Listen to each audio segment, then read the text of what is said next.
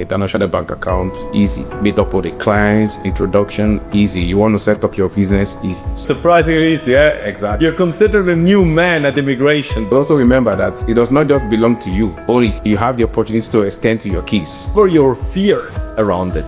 You know, we are Africans. When you see some certain things, the first thing that comes to your mind is, okay, this person wants to take my money. Our relationship does not end when we hand over the passport, okay? That's usually when the relationship then starts. Passport Legacy is one of the best companies you can run to. Believe me, and they are going to deliver. And their delivery is timely. Welcome to today's episode. I'm sitting here with a very, very special person, Mr. Adefemi, the CEO of Fekomi. Mr. Adefemi has obtained his St. Kitts and Nevis passport earlier this year, and today we're going to hear much more about in terms of how the process was, what is he using it for, and why you should consider of doing the same. Mr. Adefemi, welcome. Nice to meet you again. Good to have you here. Yeah, first time we met was approximately 3 years ago, I believe. Exactly. Also in Dubai. Dubai Mall to be exact. Exactly. Wonderful, very good. Yeah. I would love to know from you, what motivated you in the first step to obtain such a second passport? What went through your head when you thought this might be the right choice for me? Oh, well, you know, first, being a Nigerian, you need to understand that we have a green passport, and the green passport have like a limit of movement. So there are places you cannot go to, and when you want to apply for visa, you have to go through that of scrutiny, your death certificate, where you are alive, your birth certificate, your account balance, and all of that. So sometimes it's very troubling and very demeaning too. So you just have to look for a way around, take care of your business owner. And two, you know, talking about movement for the purpose of business, you have to navigate around. Sometimes business could call, and we need to meet with people, meet with clients for the purpose of establishment, expansion. So I felt the need to just get a second citizenship because that's helped, or it would help manipulate. And currently it's really excellent manipulate. Understood. Was there a particular reason why you went for St. Kitts and Nevis? I remember when I met with your team and we discussed, I made inquiries to give me a lot of options. But I just decided to go for St. Kitts because I love the name, actually. Good choice. First program in the industry, running since 1984. And I think with all this, you came to a very experienced country when it comes to citizenship by investment, which is usually highly regarded in the industry, and especially by the countries that you have visa-free access to. The better known the country is at the end of the day, I think the less you're questioned also at the airport and at the immigration, because they see, okay, fine, you as an individual, they know that you have obtained this citizenship based on investment, and for that reason it's usually much faster and smoother when it comes to the immigration. So could be able to rest that, you know, when I got to the Dubai airport and at the immigration guy, I thought, you've been to Dubai a couple of times, why does he change your passport? So I told him, man, you know, I'm a Nigerian. there's always a bit to move around. Yeah. But with this, the movement is instant. Say, oh, okay, we'll come to Dubai. Especially now, right? Exactly. I mean, compared to before, you have to, okay, how many days are you staying in Dubai? When are you going back? Where is your return ticket? I don't know this concept though. Right now, that is harder. We see that often because the immigration officer knows two things immediately. First of all, that clear due diligence checks have been taken on you. And two, that you're financially quite successful, because otherwise you wouldn't have that passport, right? So, were there any expectations before starting that process? Or would you say the previous expectations you had towards the process and the passport was quite aligned with the current outcome when you travel, with the process, etc.? To be honest, I've not really traveled much with the passport yet, but with the little places I've gone, I think, yes. The outcome actually outlines with my expectation. Yeah, because initially my expectation has always been, you know, the freedom of movement for you to be able to go anywhere where you want, and without the need for always applying for visa, you know. And now, most of the places I've been to, there's never been need for me to apply for a visa. Like when I leave here, I'm going to Monaco. Yeah, and I just have to book a flight. So everyone needs to start calling the home. I need to go to Monaco, please get me a visa. That is no longer needed. Yeah, absolutely. Yeah. And if you compared a visa process to the citizenship application you went through, so compare it to a UK visa process or a Schengen visa process, how would you compare the two processes? Oh, well, I think for anyone who has the funds, if I would advise, if you have the funds, you could easily just get a second citizenship because it's gonna save a lot of headache and a lot of stress. And the reason I say so is this: first, if you're going to maybe apply for a UK or a Schengen visa, being an African, they are going to ask you a lot of questions, and you have to print a lot of statements. You have to provide a lot of documents to back up your statement. You have to show that you have properties, you have this, you have that. And sometimes as a business owner, you don't want to always expose your bank statements to just everybody. But for the purpose of movements, they need it. Yeah. So either you like it or not, you have to provide it. Yeah. But then, comparing that to second citizenship, when you have it, it's for life. Yeah. Now, you could go to the UK today, they give you a visa. And next, tomorrow you want to go, they tell you are not qualified. So which means the fact that you have a UK visa the first time does not guarantee that you have it the next time. Yeah. But when you have your, what's it called, your second citizenship, and you have your passport, one thing stays clear and forever, which is a constant. You always have the right of passage to most of the countries that is guaranteed by that passport. Unless otherwise you have done maybe incriminating things that require the country to revoke the passport from you. Outside that, so to me, I would say, if you have the funds, it is better to go for a second citizenship because it's a lifetime investment. And Adefemi just mentioned something very, very important here. The chance to revoke the citizenship is there for the following reason, and that is in order for you and the clean people to be protected. Because if there is a country that will be afterwards known, for example, for that there was somebody, for example, that was associated with terrorism or money laundering, etc., they're able to take that passport away in order to protect you as a good citizen and to keep those visa-free access possibilities with the passport you have, in this case, St. Kitts and Nevis. Very good. How did the team support? How was that experience? Oh, well, talking about support, I cannot quantify the support. As a matter of fact, while we are here, I still got to support you. So I would say, like I told Max in your Nigerian branch, I said, you guys are very supporting, and to be very honest, I cannot really put the level of your support into words, because a lot of documents that I needed, the ones I didn't even know, you help in the process of getting the documents, and some of the information that I also needed, to get the passports. You guys provided me most of the information. So it wasn't even like maybe you just pay the money and then you get left alone. You understand? So when you pay the money, you get to walk through the process. And even when you get the passport and you need to travel, you guys still help in the process. Let's say you have to go to a place that requires that you get an ETA, for instance. Yeah. So if you don't understand how to go through getting the ETA, you reach out to the team and they quickly help you get through that. That's a better contribution. It looks like a good post-delivery sex. Yeah, yes. That's again a very good point you just mentioned, because our relationship does not end when we hand over the passport. Okay, that's usually when the relationship then starts, because what happens afterwards? You just mentioned the word ETA. If somebody, or the countries, they usually have, of course, a lot of visa-free access, but some of them need an e-visa, so we support with that. If somebody is getting married, we help with that. If somebody has new children that they wish to include, we help with that. Passport renewals, our relationship starts when that passport is handed over and the client is very happy. That's when we are there to support properly.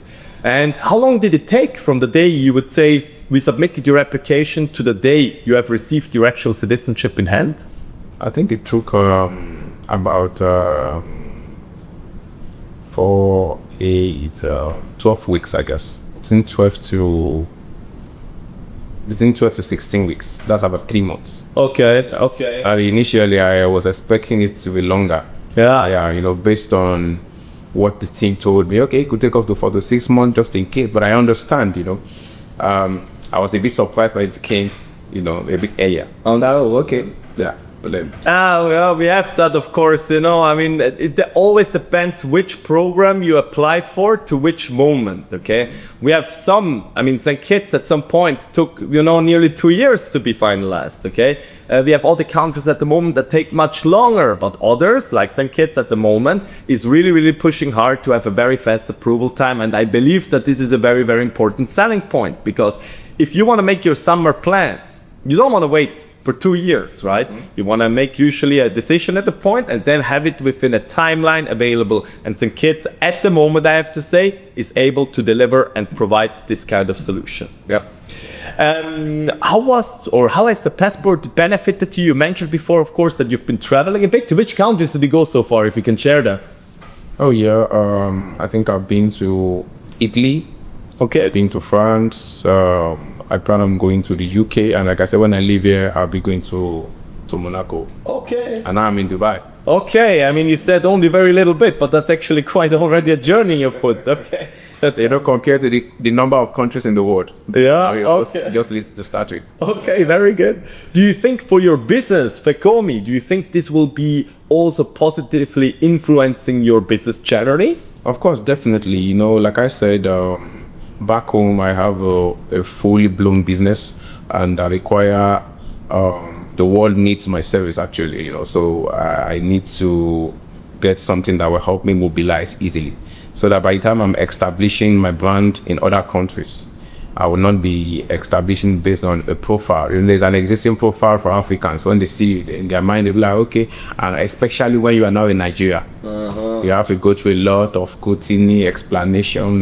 For example, with the passports, it's quite easy. You want to open a bank account, international bank account, easy. You want to meet up with the clients, introduction, easy. You want to set up your business, easy. So, yes, it's a add-on on the business. Yeah. Very good. And when it comes to when you went through the process in general, would you say that you mentioned that it went very fast actually, to your surprise, right? And then afterwards, when you got the passport and you went through the first time of the immigration, how was that? Which country did you visit first? Italy. Italy, okay. So you had your stamps, of course, on the passport, okay, and you went there and you showed your... So guide us through from the beginning. So you boarded from where? From Nigeria? Exactly. Okay. They wanted to see a shade. Yeah, you know, just the normal process in Nigeria is when you want to travel, they ask you where your Schengen visa. So obviously they have to open your passport, and they see that you have a visa on it, okay? But then for this, you don't need the Schengen visa anymore. So obviously they saw the part of that, oh, okay. You're free to go. Well, and then on arrival, you know, they took the passport, look at it, okay, this is St. Kitts, originally from Nigeria. Okay, so how did you get this? Oh, she by a personal. Okay, nice. And that was it, you know, put me a standard. Fantastic. Yeah, very good. Surprisingly easy, yeah? Exactly. You're considered a new man at immigration because, again, I want to go back to that. They know that you have passed all due diligence checks, and they know that you will financially contribute to the economy of Italy in this case. Yeah. Because what are you going to do? You will sleep in a nice hotel. I know you very well, so I know that you will go and shop nice. I know your taste of food, so I know you will be eating in the best restaurants. And for all these reasons, the people welcome you, obviously, in with open arms at the immigration. Yeah. Very good.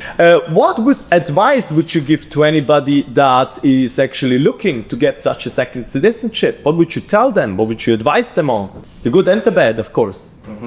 Okay, you know, so like I said, there's this theory in psychology that is called Abraham Maslow hierarchy of needs that explains the need of every human. You know, it's like a pyramid that explains the need of every human from birth till death, you know. So on the lower part of the pyramid, it talks about the physiological need, which is normal need for air, food, reproduction, and all of those. And when you have met this need, which is the basic need of every humans, the next need you need to focus on is the need for security. And security comes with having the ability to move free. You know, freedom comes with it for security. So if you have the finance, I would always suggest and advise that, especially if you're African, or maybe you're also in other countries that have limited access to, you know, to mobilize. So I would say if you have the finance, of course, it's a very good investment for you to do. You have your passport, and that also gives you the opportunity to be able to invest easily in other countries without having to stress. So if you have the finance, it's a very development and a very good investment. That's very good. And also, you must also remember that it does not just belong to you. Only you have the opportunity to extend to your kids. Yeah. So, well, it's a lifetime investment. Yeah, very good. Yeah. And when it comes to misconceptions about the programs and the industry, I mean, you know, when we first met, I mean, okay, we met, and of course you've seen my face and everything, but what made you, or what were your concerns in the beginning? I'm sure, because you pay at the end of the day a large amount of money, and only at the passport handover you have the first time assurance that, okay, this, not even then, when you enter Italy the first time, okay, and they actually stamp your passport, that's when it's like, okay, fine, this worked and this is real. But before, what were your fears around it? Oh, well, first, Africans, we are Africans. So most times the way we think, when you see some certain things, the first thing that comes to your mind is, okay, this person wants to take my money. So you have to do your due diligence, So when I did my due diligence, we met a couple of times in Nigeria with the team, with your team, before I came to meet you again in Dubai. So then I decided, okay, let me give this a shot. And you guys have also done business with some of the celebrities in Nigeria. Yeah. Even though a lot of them maybe they don't like to show their face. They just want a passport for eating, whatever reason it is to them. But then, when I reached out to a few of them, and they confirmed to me that, oh wow, it's a very good investment they have done with you guys, and you can guarantee that, okay, I can go ahead. Yeah. So, okay, no problem then. Let me give that a shot. And I think that's why a lot of the people, in fact, trust us. Because when you look at our Lagos branch, there are a lot of foreigners, Swiss, Portuguese, etc. And one a very, very big businessman, he once told me, you know why I went with you? Well, you know why I went through the process with you? I told him, well, no, I'm not sure. He told me, because I know where to find you in case you don't deliver, and this was like, all right, fine. And as a matter of fact, that's at the end of the day how it is everywhere. We have a full office in Lagos, in VI, another office in Abuja, in Churchgate Towers. So based on that too, the people can really conduct their proper due diligence, and based on that realize, okay, fine, this is real. Then, as you mentioned, a lot of the prominent people, they went with us and they trusted us in Nigeria, because although a lot of them do not want to show face to the outside, the society in Nigeria, that circle, although being a very populated and big country, the circle up is actually very small, right? And everybody knows everybody a little bit, right? And I think once we have established ourselves in this society, a lot of the trust was made easier to gain. But not to forget, first time I was in Lagos was 2015. 10 years ago, okay? That was not overnight that this trust came. This was visiting over and over and over again until, we had, all that trust afterwards obtained. And delivering, of course, hundreds of applications successfully on the ground, yeah? Very good. Hey, Adefemi, very good. Any other words from your side that you would like to give to the world? Oh, well, yeah. So let me just say a very brief thing. The other time I tried to, or I think it was last year, so in the process of me still trying to make more inquiries and be grounded on the certainty of getting the second citizenship, there's this company I saw up online on Instagram there. So it was like a sponsored ad. So I saw it, that was why I reached out. Then it's a Slovenia passport. 30,000 or something, they say, right? Yeah. They say, no, theirs is even at like 100,000. Okay. So I say, okay, let us commence the process. So they requested for some of my informations, then I processed for some of theirs. And I reached out to one of my brother fan. So I said, go to Slovenia, go to the address, go and verify if they arrive. So when he got there, he said he was at the front of the office. He said, go to the next building, So I said, the best thing is get a lawyer and look for a lawyer online, book a lawyer. So he booked the lawyer online. And then he met with the lawyer, and so the lawyer told him that, look, this is a scam. Okay? This is a scam, you don't drop your money, blah, blah, blah, blah. So what I'm just trying to say is that, sometimes trust is earned. Yeah. And you guys have earned a lot of people's trust. Yeah. So I can literally say, whoever has the finance to do second citizenship, I can always guarantee that as of today, Passport Legacy is one of the best companies you can run with me, and they are going to deliver, and their delivery stand. Beautifully said, Adefemi. And I would like to also mention that quickly, we're a government authorized agent in all the countries we deal with. The certificates are actually right behind the camera, and we are going to shoot that afterwards quickly. And when someone comes to me sometimes and say, hey, you know, I was offered Slovenia for $100,000 or Hungary for 50,000 US dollars, you know, I tell them always, why would we not do it? Why could a country like St. Kitts and Nevis charge $250,000 while a European country would only charge whatever, you know, below 100,000 euros or US dollars? Think to yourself if that makes sense, and think, why would we not offer it? Because people would pay top dollar, of course, if this was legit, right?